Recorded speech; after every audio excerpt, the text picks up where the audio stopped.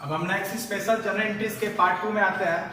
इस पार्ट 2 में हम पढ़ेंगे कोई स्पेशल जर्नल एंट्री होती क्या क्या है, जैसे goods distributed as samples, goods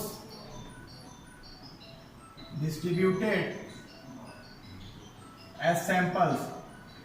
sample पर अगर आप गुड्स डिस्ट्रीब्यूट करेंगे तो उसकी जर्नल एंट्री क्या होगी, लिखेंगे goods distributed as sample account debit to purchase account। Next, कभी कभी क्या होता है, लॉस बाय फायर, सामान आग से जल जाता है। लॉस बाय थेफ्ट, कभी कभी सामान हमारे बिजनेस में क्या होता है, आग से जल जाता है। कभी कभी हमारे बिजनेस का सामान चोर चोरी कर देता है। ऐसे केस में हम क्या गारंटी करते हैं, ऐसे केस में हम गारंटी बनाते हैं loss by fire account debit, loss by fire account debit, loss by theft account debit to purchase account. Next, अब आपका सामान चोरी हो गया।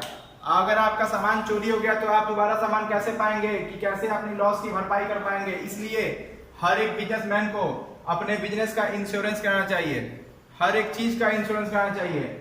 अगर आप अपने हर एक चीज का इंश्योरेंस कराते हैं तो क्या होगा इससे फायदा ये होगा कि अगर इन फ्यूचर आपको कोई लॉस होती है तो इंश्योरेंस कंपनी, अगर आप time to time insurance premium paid किए हैं तो वो इंश्योरेंस कंपनी आपको पैसा पेड कर देगी। जैसे फॉर एग्जांपल मान लीजिए अगर आपका गुड्स इंश्योर हो, जो आपका सामान चोरी हुआ चाहे जल गया वो इंश्योर हो, देखेंगे इफ गुड्स वर इंश्योर्ड, अगर सामान इंश्योर्ड हो तो क्या हो जाएगा, अगर कोई सामान हमने जो बेचा है, जो हमारा गुम हुआ है, अगर वो इंश्योर्ड हो, उसका अगर इंश्योरेंस कराया है तो हम यहां लिखेंगे insurance claim account debit, entry होगी insurance claim account debit to, reason क्या है, चोरी हुआ तो जला तो लॉस बाय फायर, चोरी हुआ तो लॉस बाय थेफ्ट, जो भी होगा।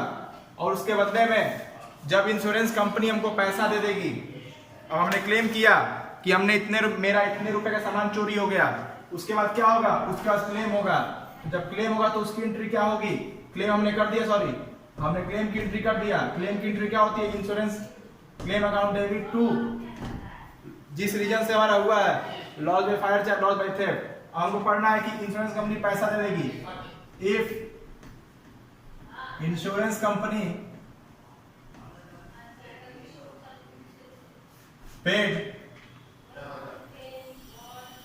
द अमाउंट, अगर इंश्योरेंस कंपनी हमको अमाउंट दे देगी, कैश अकाउंट डेबिट या बैंक अकाउंट मानिए, कभी भी इंश्योरेंस कंपनी चेक से देती है ना कि कैश देती है, इसलिए bank account debit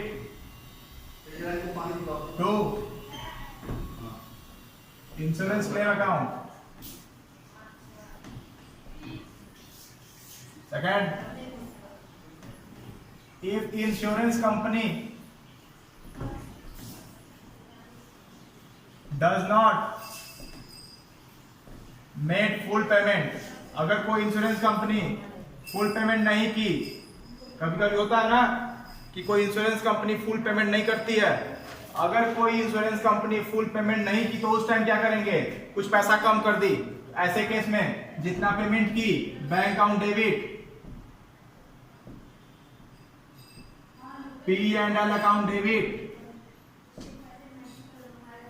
to insurance claim. जैसे कि मैं आपको बता दूं, 10,000 का सामान चोरी हुआ, आपने क्लेम किया, इंश्योरेंस कंपनी 8,000 दे दी, 2,000 का लॉस हुआ, तब ये ऐसे जर्नलिटी करेंगे। यहां पर क्या था, 10,000 सामान चोरी हुआ, 10,000 रुपए आपको मिल गया, ये इसका कंसेप्ट था। ओके, अगर इंश्योरेंस कंपनी आपको पूरा अमाउंट पेड कर दे तो इंश्योरेंस कंपनी अकाउंट पे bank account debit to insurance claim account, और अगर इंश्योरेंस कंपनी आपको पूरा पेमेंट ना पेड करे तो bank account debit to P&L account and to insurance claim account. Okay, ये था हमारा special journal entry. Next video में हम फिर से दूसरे टॉपिक पर बात करेंगे।